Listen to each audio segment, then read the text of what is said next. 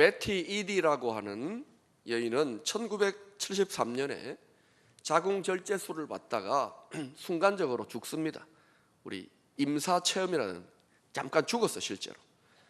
근데 그 죽은 동안에 사후세계, 소위 천국을 체험했다는 것입니다. 그리고 이 체험을 토대로 빛의 안기다, Embraced by the Light라고 하는 제목의 유명한 책을 남겼습니다.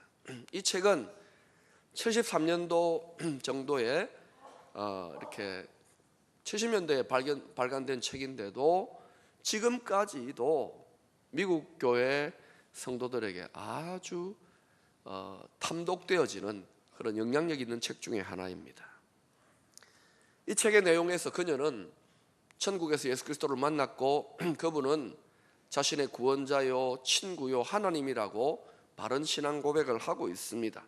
그런데 문제는 이런 진술에도 불구하고 그녀의 천국 체험을 했다는 그 책 속에는 갖가지의 전생과 이생에서의 마치 윤회적인 그러한 사상을 지지하는 듯한 이야기와 뉴에이지적인 범신론적인 요소들, 모든 것들 뭐든지 신성이 있고 믿으면 된다는 식으로, 그리고 육체의 소중함을 부인하는 영지주의 이단과 같은 주장들을 쉽게 곳곳에서 발견할 수 있었습니다. 그 책에는 밝혀놓고 있지 않지만 사실 이 여인은 몰몬교 신자였다고 합니다. 그런데도 많은 미국 교회 성도들이 왜 별다른 경계심이나 비판 없이 그 책을 그렇게 탐독할까요? 심지어는 목사님들도 그 책에 대해서 이렇게 경계를 하지 않았을까요? 그 중요한 이유는 예수님을 이야기하고 성경을 인용하고 기독교 관계되는 용어를 써서 자신의 체험을 소개한다고 해서 그렇게 받아들이는 겁니다. 여러분, 성경 이야기한다고 기독교 관련 용어를 쓴다고 해서 무조건 받아들이면 안 됩니다. 그런데도 이와 같이 연약한 성도들의 호기심을 자극하는 소위 과장되고 허황된 비성경적인 천국 체험기, 비성경적인 천국 간증들이 성도들 사이에 많은 인기를 누리고 있습니다. 관심을 많이 불러일으키고 있습니다. 그런데도 거기에 대해서 별다른 검증이나 비판이 없이 그냥 무비판적으로 수용되어져요. 오늘날처럼 또 인터넷이 발달되어졌기 때문에 교회에서 나름대로 성경 말씀에서 가르쳐주는 것을 넘어서서 개인적인 지적인 욕구와 호기심을 채우기 위해서 잘못된 불량식품을 드시는 성도들이 많아요.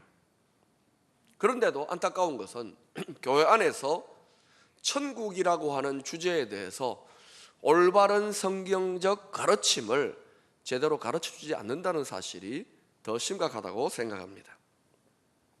미국 이민교회를 중심으로 번지다가 요즘은 한국교회 성도들 안에도 제법 심심찮게 들려오는 종말과 관련되는 이야기가 하나 있습니다. 소위 베리칩 이야기. 베리칩이 뭔가요? 그것은 인간의 몸에 집어넣는, 인간의 정보를 가지고 집어넣는 생체 바이오 칩을 말합니다. 그 베리칩 이야기의 내용은 한마디로 이런 겁니다. 베리칩은 사탄의 표, 요한계시록 13장에 나오는 사탄의 표 666이니까 그거 받으면 지옥 간다. 구원 못 받는다. 자, 이 내용을 분별할 때에 중요한 핵심은 베리칩이 666이다 아니다가 아닙니다. 베리칩이 666인지 666이 무엇인지는 아직 아무도 모릅니다. 하나님만이 알고 계세요.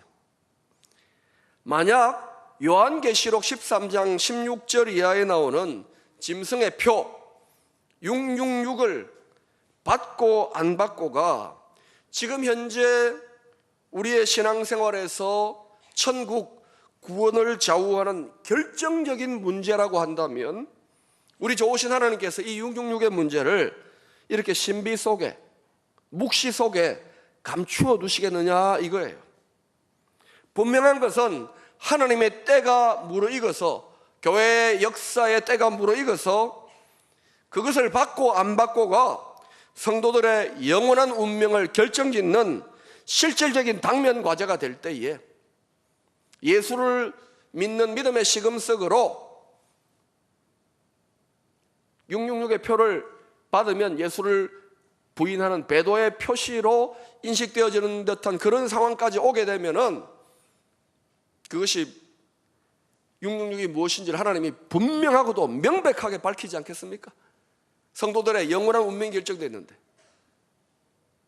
지금 그것이 무엇인지를 논하는 것 자체가 하나님이 지금 하나님 때까지 감추어 놓으신 것을 왜 억지로 미리 풀려고 하느냐 이거예요. 구원의 문제, 구원받고 안 받고의 문제는 오직 예수 그리스도를 믿는 진실된 믿음에 달려있는 줄로 믿습니다. 우리가 진실로 예수 그리스도를 생명 다해 믿으면 666이 뭐 그게 감자칩이든 베리칩이든 뭐든지 간에 우리는 그걸 거부할 수 있는 믿음의 담력을 갖게 되는 거예요.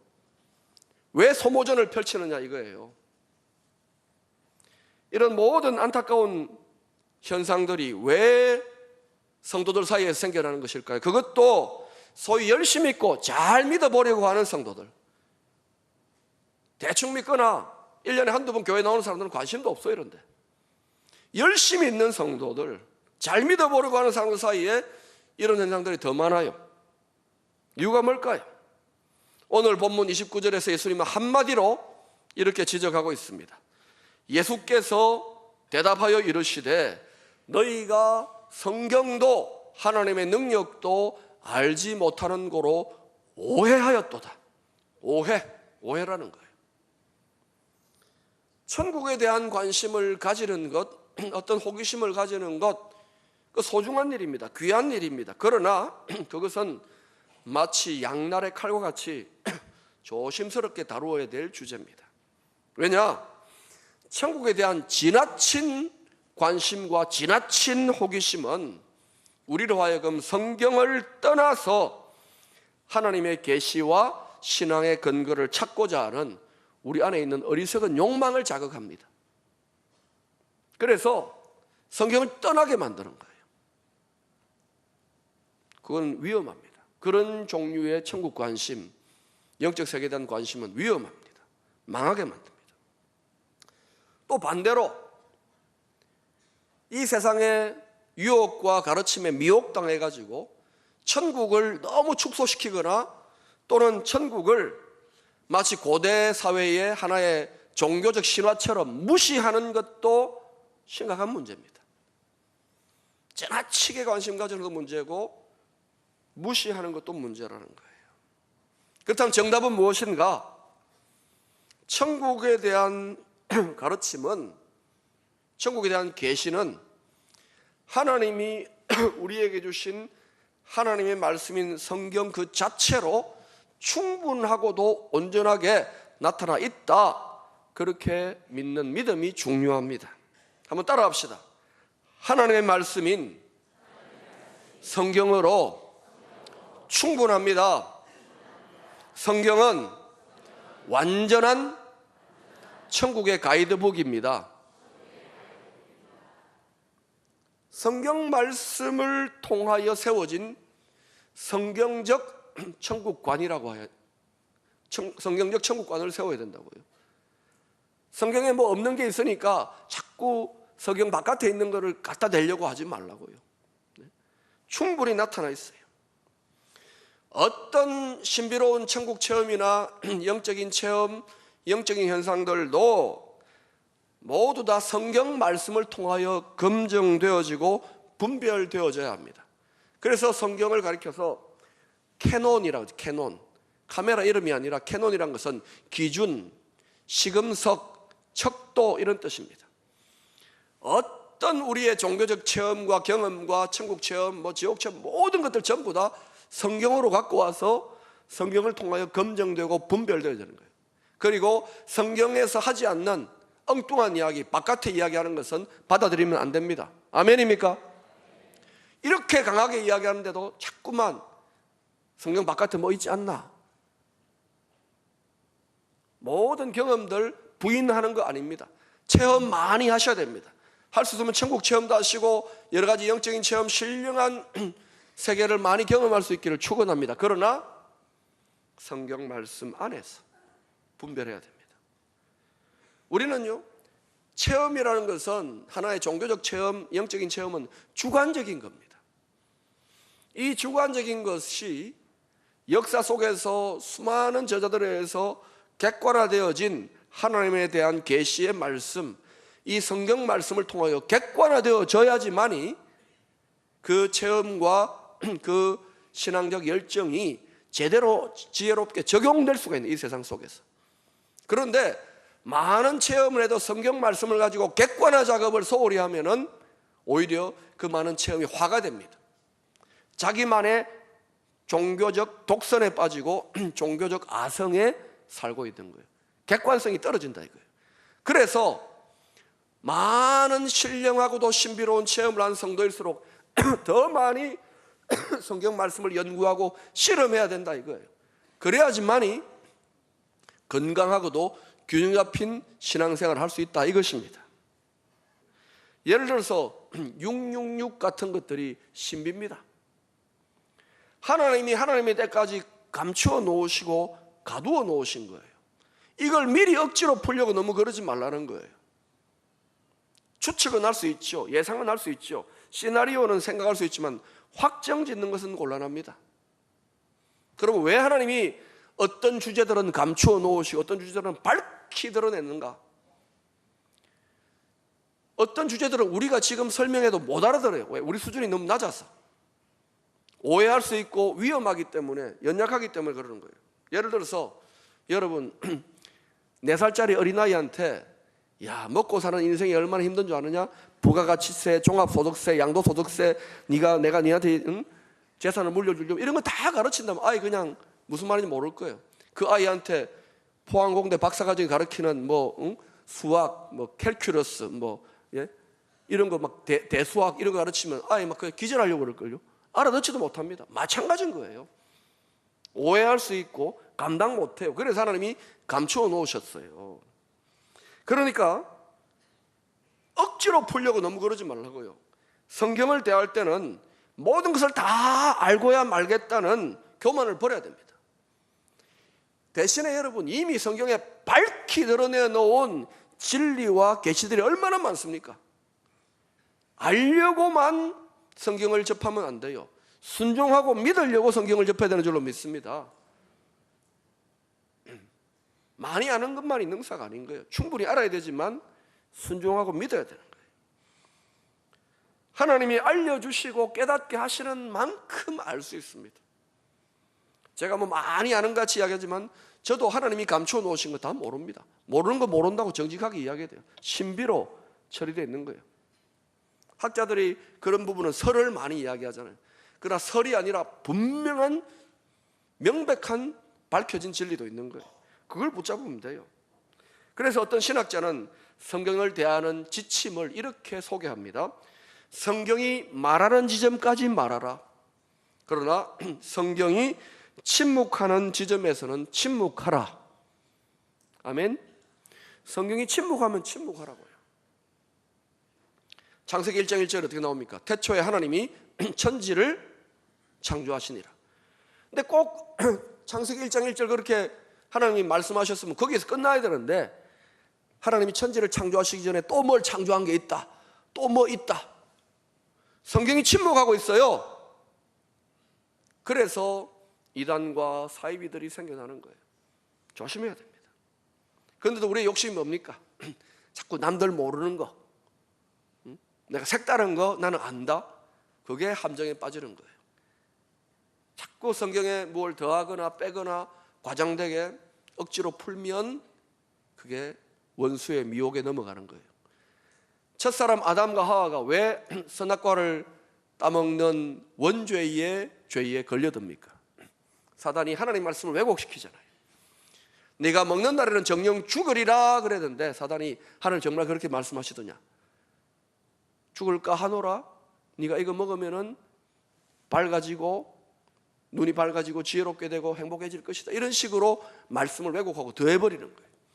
그러니까 그걸 받아들이니까 넘어가는 거예요. 여러분, 성경이 침묵할 때는 침묵할 줄 알아야 되고, 대신에 성경이 밝히 드러난 계시들은 공동체적으로 여러 사람들, 혼자만 또 성경 연구하면 안 돼요.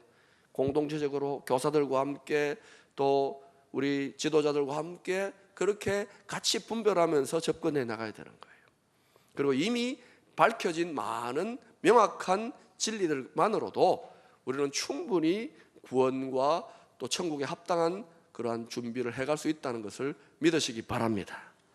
오늘 본문은 사두개인들이 교묘한 질문으로 예수님을 함정에 빠뜨리고 있는 내용입니다. 사두개인들은 당시 유대 사회에서 바리새인들과 함께 유대 사회를 이끌고 있는 하나의 양대 산맥과 같은 존재들이에요. 정치 종교적인 엘리트들입니다. 바리새인들은 부활을 믿었고요, 천사를 믿었고 영적인 세계, 천국을 믿었습니다. 사두개인들은 어떻습니까? 그들은 여호와 하나님을 믿는다고 하면서도 부활을 믿지 않았습니다. 천사를 믿지 않았습니다. 천국과 내세, 영적인 세계를 믿지 않았어요. 그러니까 사두개인들은 어때요? 믿노라 그러지만 매우 세속적이고 정치적인 사람들이었습니다. 이들이 예수님께 질문할 때에 24절에 보면은 모세 이야기를 합니다. 모세 율법 이야기를 합니다. 그 율법의 내용이 뭐냐? 신명기 25장 5절 이하에 나오는 소위 형사 취수 제도입니다. 이게 뭐냐? 뭐 형사 고발한다는 말이냐? 형사 취수 제도. 형이 죽으면 그 형수를 동생이 취하는 제도입니다. 야, 오늘날로는 이거 흉측해라 이럴 수 있지만 그게 아니에요. 고대 사회의 문화를 이해하면 되는 거예요. 하나님이 당시에 남편을 잃은 미망인은 대책이 없어요. 오늘날은 뭐 여성들이 일할 기회도 많고 이러지만 당시에는 남편 없으면 버림받는 겁니다. 그래서 미망인이 버림받지 못하도록 동생이 있으면 동생이 형수를 아내로 맞이해서 그 미망인의 생계와 모든 것들을 책임져 주고 보호해 주라고 하는 일종의 사회보장 제도라고 할 수 있는 거예요. 사회복지 제도입니다. 자, 그런데 이러한 형사 취수 제도의 모세 율법 제도에 빗대어 가지고 이 사두개인들이 도저히 일어날 수 없는 그런 상황을 설정해 가지고 예수님을 지금 함정에 몰아넣으려고 희한한 질문을 합니다. 그게 뭐냐? 7 형제가 있었습니다. 7 형제가 있었는데 마지가 장가들어서 죽습니다. 그러면 이제 형수님이 어떻게 되겠습니까? 둘째 동생이 있는 거예요. 7 형제가 있으니까 둘째 동생이 형수님을 이제 형사취수제도법대로 이제 맞이합니다. 근데 또 둘째 동생이 또 죽어요. 그럼 이제 어떻게 해야 됩니까? 셋째가 또 죽어요. 넷째가, 다섯째가, 여섯째가, 일곱째가, 7명이 다 죽었습니다. 그리고 최후의 성자는 이 여인이었습니다. 근데 이 여인도 마지막에 죽습니다. 예? 자, 여러분, 이 형수님 참 기구하다고 해야 될까요? 아니면 남편을 7씩이나 두어봤으니까 복이 있다고 해야 될까요?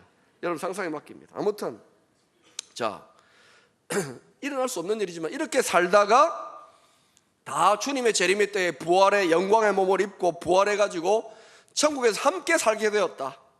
그때 이 여인은 누구의 아내가 되겠습니까? 이게 그 질문입니다. 여러분, 누구의 아내가 되겠습니까? 첫째, 예? 사두개인들은 여러분 부활을 믿지도 않습니다. 천국을 믿지도 않습니다. 예수님 함정에 빠뜨리려고, 죽이려고 하는 질문이에요. 못된 질문입니다. 동기가. 이에 대한 예수님의 대답이 뭡니까? 29절 30절에 나와 있습니다. 우리 같이 한번 읽어볼까요? 시작. 예수께서 대답하여 이르시되 너희가 성경도 하나님의 능력도 알지 못하는 거로 오해하였도다. 부활 때에는 장가도 아니가고 시집도 아니가고 하늘에 있는 천사들과 같으니라. 예수님은 이 대답 속에 천국의 가족 제도가 어떤 것인지, 또 천국에서 우리가 부활하여 영광의 몸을 입고 주님 재림하시고 난 이후에 영광의 몸을 입고 살아가는 상태가 어떤 것인지에 대한 귀중한 정보들이 나와 있어요. 그런 것에 대해서는 다음에 차차 제가 다루도록 하고, 지금 요지는 다른 쪽으로 제가 주제를 잡고 있습니다. 지금 사두개인들의 믿음에 있어서 가장 큰 문제가 무엇이라고 생각합니까? 성경을 전체적으로 종합적으로 제대로 알지 못하고 모세율법의 한 부분만 끌어다 대가지고 자기들 논리를 정당화하고 있는 거예요. 예? 이들은 구약 성경 전체에 흐르는 하나님의 말씀, 그 계시의 말씀을 붙잡지 못하고 그저 모세율법 몇 가지 주워 들으면서 자기들의 파벌이 있는 거예요. 하나의 기득권 세력의 파벌, 그들이 만들어낸 하나의 종교적인 이데올로기, 종교적 이념을 계속 자기 파벌의 후배들에게 가르쳐 왔던 거예요. 그러니까 그 선배들로부터 내려오는, 사두개파의 선배들로부터 내려오는 그 전통, 그 인간적인 견해를 자기들 믿음의 기초로 삼아버린 거예요. 다시 말하면 하나님의 계시의 말씀인 성경 말씀을 떠나서 믿음의 집을 지었어요. 그 어떻게 됩니까? 이 믿음이 엉터리 믿음이죠. 여러분, 우리 믿음의 집을 어디에 짓냐면 성경 말씀 위에 짓는다는 것을 기억하시기를 바랍니다. 성경 떠나서 믿음 짓는 것은 다 엉터리입니다.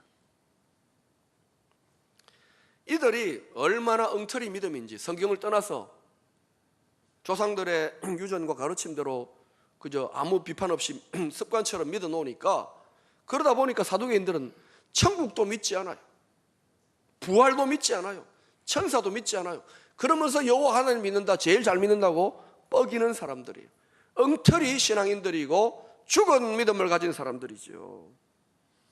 이들에게 주님께서 31절 32절에서 이렇게 한 번 더 침을 찌릅니다.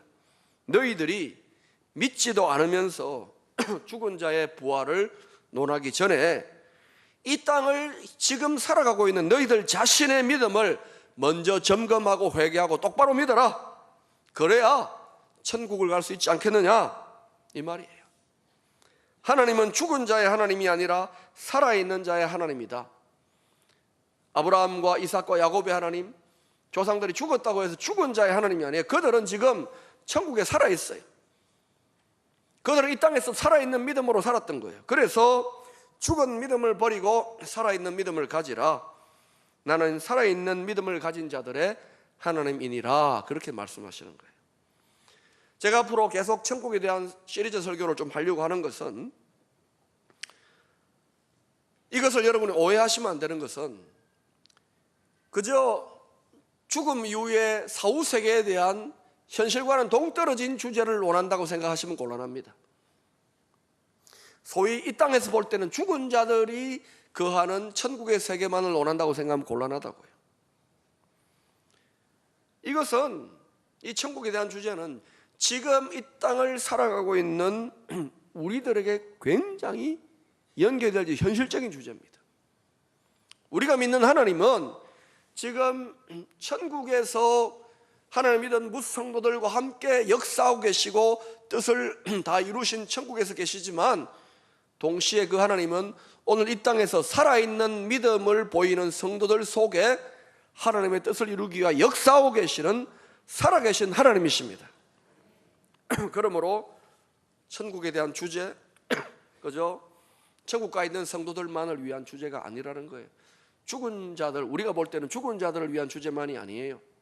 그건 지금 바로 이 땅에서 숨쉬고 예수 믿고 살아가는 바로 우리들의 주제라는 것입니다.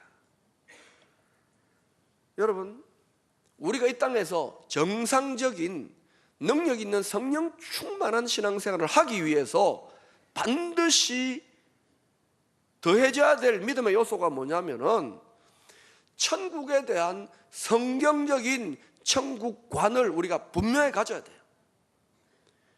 성경적인 천국에 대한 지식과 계시와 이해를 분명하게 붙잡지 못하고 어떻게 이 땅에서 담대하게 살아갈 수 있습니까? 능력 있게 살아갈 수 있습니까? 대가를 지불하며 고난을 당하며 예수를 믿을 수 있겠습니까? 그런데도 천국에 대한 성경적인 말씀의 가르침들을 받는 것이 현실과 동떨어진 생각이라고 한다면 그분은 굉장히 무식한 분이에요. 그러니까 우리 이 땅에서 남은 생애의 믿음을 제대로 갖기 위해서도 성경적인 천국관에 우리가 통달해야 되는 거예요. 다른 데서 뭐 천국 체험기 이런 거 자꾸 보려고 하지 말고 이번 겨울 동안에 성경을 가지고 성경이 천국에서 어떤 이야기하고 있는가 샅샅이 좀 읽어보시라고요. 그리고 배우라고요. 주님 오실 때가 가까울수록 사람들이 불안하니까요, 종말, 천국, 재림에 대해서 여러 가지 관심들이 여기저기에서 일어납니다. 교회 안에서만이 아니라 이단 사이비들, 심지어는 세상 바깥에 뉴에이지다, 타종교다, 많은 이야기들과 소문들과 가르침들이 난무할 겁니다. 그때에 분명한 천국의 완전한 가이드북인, 충분한 가이드북인 성경 말씀으로 딱 하고 이 천국관이 정립되어 있지 않으면 한눈 팔게 되는 거예요. 흔들리고 미혹당하기 쉽다는 거예요. 그래서 우리는 이러한 때일수록 사도 바울이 믿음의 아들 디모데에게 남겼던 디모데후서 3장 13, 17절의 그 권면을 우리 마음판에 깊이 새겨야 될 필요가 있는 거예요. 오늘 이 설교를 마무리 지으면서 저와 여러분이 결단하는 마음으로 디모데후서 3장 13절 이하를 큰 소리로 한번 같이 읽고 기도하겠습니다. 시작. 악한 사람들과 속이는 자들은 더욱 악하여져서 속이기도 하고 속기도 하나니, 그러나 너는 배우고 확신한 일에 거하라. 너는 내가 누구에게서 배운 것을 알며 또 어려서부터 성경을 알았나니, 성경은 능히 너로 하여금 그리스도 예수 안에 있는 믿음으로 말미암아 구원에 이르는 지혜가 있게 하느니라. 모든 성경은 하나님의 감동으로 된 것으로 교훈과 책망과 바르게 함과 의로 교육하기에 유익하니, 이는 하나님의 사람으로 온전하게 하며 모든 선한 일을 행할 능력을 갖추게 하려 함이라. 아멘. 여러분, 성경은 천국의 완전한 가이드북이라는 사실을 믿고 감사하고 만족할 수 있기를 소망합니다. 기도합니다.